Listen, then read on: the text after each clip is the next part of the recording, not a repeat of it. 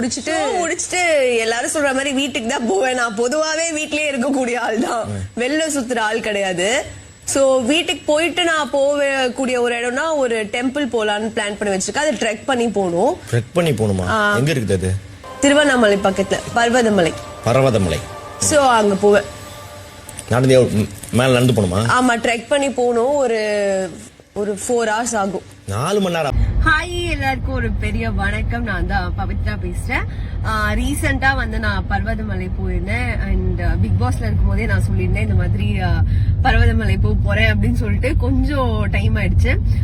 எனக்கு ரொம்ப ஹெல்ப்ஃபுல்லா இருந்தது. நிறைய இடத்துல டே ஃபுல்லா என் கூட இருந்து ட்ரெக் பண்ணி எனக்கு கூட்டு போயிட்டு திரும்ப கூட்டிட்டு வந்தவர் வந்து பர்வதமலை அடியேன் அப்படிங்கிற பேஜ்ல இருக்க வெற்றி அண்ணா தான். சோ அவருக்கு ஒரு மிகப்பெரிய நன்றி.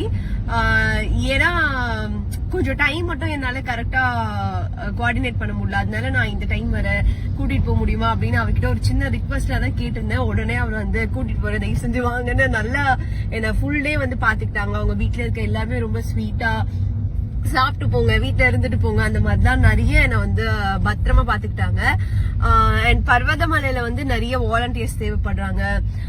இந்த மாதிரி நிறைய அன்னதானம் போடுவாங்க இல்லையா, அவங்களுக்கு எல்லாமே கொஞ்சம் வந்து உங்களால முடிஞ்ச ஹெல்ப் பண்ணுங்க.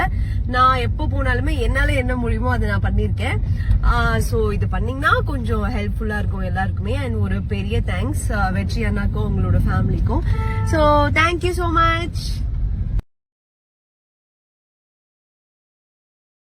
ஹாய், எல்லாருக்கும் ஒரு பெரிய வணக்கம். நான் தான் பவித்ரா பேசுறேன். எங்க இருக்கேன் அப்படின்னு பாத்தீங்கன்னா பர்வதமலையில இருக்கேன். ஃபைனலி நான் சொன்ன மாதிரி வந்துட்டேன். இன்னைக்கு வந்து ஒரு முக்கியமான நபரை பார்த்திருக்கோம். அவரை பத்தி தான் நான் இன்னைக்கு பேச போறேன். பர்வதமலையோட சேவகன். இந்த அண்ணா பேர் வந்து மணிகண்டன். ஈரோடு மாவட்டம் அந்தியூர் மணிகண்டன் அப்படின்னு சொன்னா அவங்க ஊர்ல இருக்க எல்லாருக்கும் தெரியும். நம்ம ஏன் இந்த வீடியோல பேசுறோம் அப்படின்னா, இங்க நிறைய வாலண்டியர்ஸ் தேவைப்படுறாங்க. நிறைய பேர் வந்து இந்த அண்ணா வந்து நான் கீழே பார்க்கும் போதுல இருந்து ஒரு 25 கிலோ மூட்டை அரிசியை தலையில வச்சுட்டு அவ்வளவு தூரம் ஏறி வந்தாரு. இந்த பாடியை தள்ளிட்டு வரது எனக்கு கஷ்டமா இருந்தது. ஆனா இவர் அவ்வளோ ஒரு அரிசி மூட்டை எடுத்துட்டு ஒரு சேவை செய்யணும் அப்படின்ற ஒரு தாட்டோட இங்க வந்து நிறைய ஹெல்ப் பண்ணிட்டு இருக்காரு. 3-4 டைம்ஸ் வந்திருக்கீங்க இல்லைன்னா எல்லா வாட்டியும் அரிசி எடுத்துட்டு வந்திருக்காரு.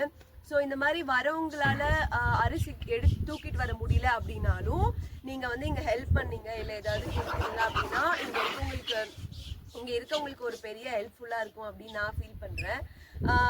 ஏன்னா நான் என்கிட்டயுமே சொன்னாங்க நிறைய வாலண்டியர்ஸ் தேவைப்படுறாங்க, நீங்க கூட வாங்க, நான் கூட வரேன்னு கூட சொல்லியிருந்தேன். ஸோ ஏன் இது முக்கியமா நான் சொல்றேன் அப்படின்னா, பாக்குற யாராவது இன்ட்ரெஸ்டடா இருக்கீங்க இல்ல நீங்க ஏதாவது ஹெல்ப் பண்ணணும்னு நினைக்கிறீங்கன்னா ப்ளீஸ் தயக்கப்படாதீங்க.